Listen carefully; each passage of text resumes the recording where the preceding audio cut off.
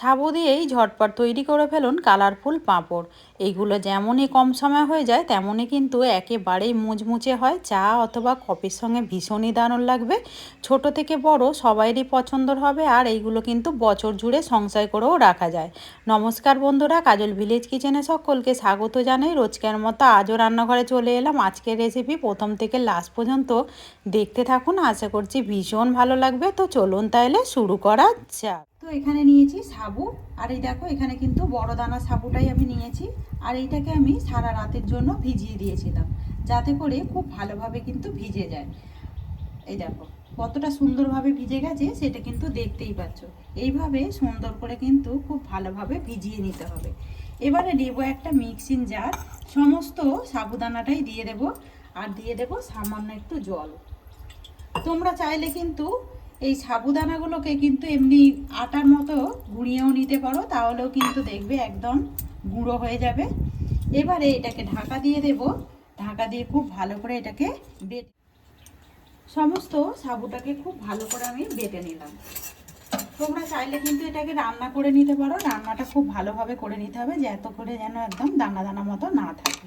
এইরকমই সুন্দরভাবে একদম বেটে নিতে হবে। বা রান্নাটা করলেও কিন্তু এইভাবে সুন্দর করেই একদম রান্নাটাও কিন্তু করে নিতে হবে। অপর দিকে দেখো কড়া গরম হতে বসিয়ে দিয়েছি, কড়ার মধ্যে দিয়ে দেব জল। দিয়ে দিলাম জল, আমি মাপ মতো আমি জল দিয়ে দিলাম। এবারে এখানে দিয়ে দেবো আমি স্বাদ মতো লবণ। তোমরা তোমাদের মাপ মতো বা স্বাদ মতোই কিন্তু লবণটা ব্যবহার করবে। আর আমি এখানে হাফ বাটি যেহেতু নিয়েছি, হাফ বাটি সাবু নিয়েছি, তো এখানে আমি সমস্ত সাবুটাই দিয়ে দেবো। জলটা তোমরা তোমাদের মাপ মতো কিন্তু দিয়ে দেবে। ভালো করে জলের সঙ্গে সাবুটাকে মিশিয়ে নেবে। আর এইটা কিন্তু রান্না হতে খুব বেশিক্ষণ সময় লাগে না। আর এই দেখো হালকা কিন্তু গরম হয়ে গেছে জলটা। এবারে যতটা আমি সাবু নিয়েছিলাম ততটাই নিয়েছি ময়দা। তোমরা চাইলে ময়দার পরিবর্তে কিন্তু এখানে চালের গুঁড়িও ব্যবহার করতে পারো। এবারে এক হাতে করে ময়দাটা এইভাবে মেশাতে থাকবো। খুব ভালো করে আগে একটু মিশিয়ে নেব।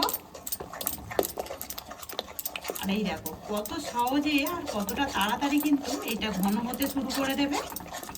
মানে নাড়তে নাড়তে দেখবে এরকম কিন্তু কড়া থেকে ছেড়ে আসতে শুরু করবে। তখনই আমরা এই ডোটাকে কিন্তু নাবিয়ে নেব।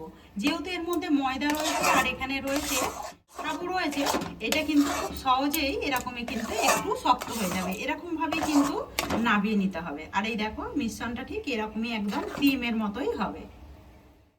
তো এখানে দেখতে পাচ্ছ একটু থালার মধ্যে ঢেলে আমি ঠান্ডা করে নিয়েছি, যাতে করে হাত দেওয়া যায়। এবারে এইটা আমি 3টে ভাগে ভাগ করে নেব। তো তোমরা চাইলে কিন্তু এখানে এই ফুড কালারটা কিন্তু নাও দিতে পারো, এক রকমেরই কালার করে নিতে পারো। আর এই দেখো 3টে ভাগে ভাগ করে নিলাম। এবারে এখানে নিয়েছি আমি একটার মধ্যে আমি দিয়ে দেব লাল কালার, ঠিক লাল নয় এটা কেশর। এবারে একটাই দিয়ে দেবো, আমি দিয়ে দেবো অরেঞ্জ কালার। তো দেখো আমি দিয়ে দিলাম, আর একটা কিন্তু সাদাই রেখেছি। এবারে একটুখানি মাখিয়ে নেব। দেখো সমস্তর মধ্যে কিন্তু আমি দিয়ে দিয়েছি ফুড কালার দিয়ে, আর একটু ভালো করে মাখিয়ে নিয়েছি। এবারে একটা হাতা নিয়ে নিলাম, আর এখানে দেখো আগে থেকে একটা গ্লাসের মধ্যে আমি প্লাস্টিক নিয়ে নিয়েছি। তোমাদের কাছে যদি সিরিঞ্জ থাকে তাহলেও কিন্তু নিয়ে নিতে পারো। আর যে কোনো প্লাস্টিক দিয়েই করতে পারবে, যেমন ধরো নুনের প্লাস্টিক বা তেলের প্লাস্টিক, যে সাদা তেল আমরা নিয়ে এসে থাকি ওই রকম প্লাস্টিকের মধ্যেও কিন্তু এই ডিজাইনগুলো খুব সহজেই হয়ে যায়। আর এখানে আর একটা কথা হচ্ছে, এখানে ময়দা দিয়েছি, চালের গুঁড়ি না দিয়ে। ময়দা দেওয়ার কারণ হচ্ছে এটা কিন্তু আমরা উপোসের দিনেও খেতে পারবো, আর এটা কিন্তু যখন তখন খাওয়া যায়। চালের গুঁড়িটা কিন্তু দেখবে উপোসের সময় কিন্তু আমরা অনেক সময় খেতে পারি। এর মধ্যে ভালো করে একটু গাটার দিয়ে মেরে নেব। এখানে দেখো সমস্তটাই কিন্তু প্লাস্টিকের মধ্যে নিয়ে নিয়েছি, আর এবারে সামান্য একটু কাঁচি দিয়ে কেটে নেব। আর এখানে দেখো আগে থেকে আমি একটা প্লাস্টিক এরকম পেতে রেখে দিয়েছি। এইগুলো কিন্তু দেখবে অনেক সময় আমরা সবই নিয়ে এলে এরকম কাগজ কিন্তু আসে, এরকম কাগজ দিয়েও করতে পারো অথবা পেপারও পেতে দিতে পারো। সুন্দর করে আমি ডিজাইনটা রেডি করে নেব, আর এটা কিন্তু খুব সহজেই হয়ে যায়। আর এই দেখো একটা কিন্তু এখানে সুন্দরভাবে ডিজাইন রেডি হয়ে গেল। তোমরা কিন্তু তোমাদের পছন্দ মতো এখানে ডিজাইন করে নিতে পারো। আর একটু এইভাবে বড় বড় করেই দেব। এটা কিন্তু শুকনো হবার পরে খুব সহজেই দেখবে এটা কিন্তু ছোট হয়ে যাবে। এইভাবে সমস্তগুলোই আমি রেডি করে নিয়ে 2 ঘন্টা মতো শুকিয়ে নেব, এতে করে কিন্তু একেবারেই শুকিয়ে যাবে। 2 ঘন্টা পর ফিরে এলাম, আর এই দেখো দেখতে কতটা সুন্দর হয়েছে, আর এইগুলো কিন্তু খুব ভালোভাবে দেখো শুকিয়েও গেছে, একেবারে কিন্তু সুন্দরভাবে শুকিয়ে গেছে। অপরদিকে সাদা তেল কিন্তু আমি গরম হতে আগে থেকেই বসিয়ে দিয়েছি।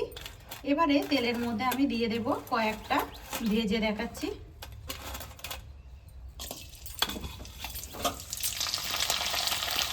আর এই দেখো পাঁপড়গুলো কত সুন্দরভাবে কিন্তু ফুলে উঠেছে, এগুলো দেখতেও যেমন সুন্দর লাগে, খেতে কিন্তু আরো বেশি দারুণ লাগে। এবারে আমি পাঁপড়গুলো তেল থেকে ছেঁকে তুলে নেব। একইভাবে এখানে আমি আরো কয়েকটা দিয়ে দেব। আর এইগুলো কিন্তু সময় সময় রোদে দিলে সারা বছর কিন্তু এগুলোকে রেখে দিতে পারবে, রেখে দিয়ে কিন্তু খেতে পারবে।